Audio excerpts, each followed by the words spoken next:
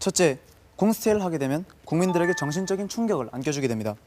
과거 일대는 우리 민족의 정기를 해치기 위해 창경궁에 동물원과 식물원을 짓는 등의 만행을 저질렀습니다.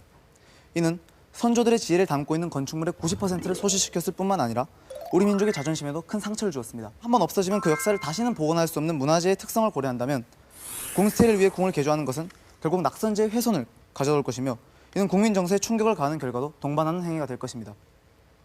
둘째, 공스테이 사업의 규모가 커졌을 때 과연 문화재청에서 이를 컨트롤할 수 있을까? 이런 문제가 존재한다는 것입니다.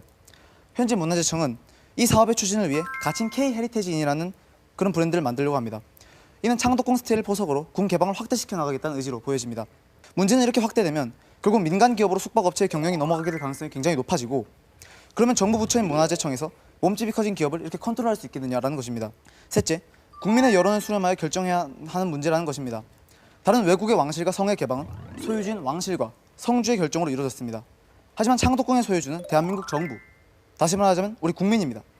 결국 국민의 의견이라고 할 수 있는 여론의 동의가 있은 후에 논의를 해야 한다는 것입니다. 물론 공스테이를 통해서 재정적인 이익을 볼 수 있지 않느냐 이렇게 생각할 수도 있습니다. 하지만 외국과 우리의 상황은 다릅니다.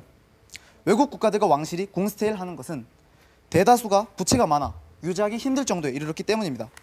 반면 궁 유지에 큰 어려움이 있지도 않은 상황에서 한번 훼손되면 복원할 수 없는 문화재를 담보로 돈을 벌어야 한다는 주장은 설득력을 가지기 어렵습니다. 개조 과정에서 우리 문화재를 훼손하고 국민들에겐 정신적인 충격을 주며 관리에 대한 리스크까지 가지고 있으며 국민의 여론조차도 수렴하지 못하고 있는 공스테이는 문제가 많습니다. 때문에 저희 팀은 이에 반대하는 입장입니다.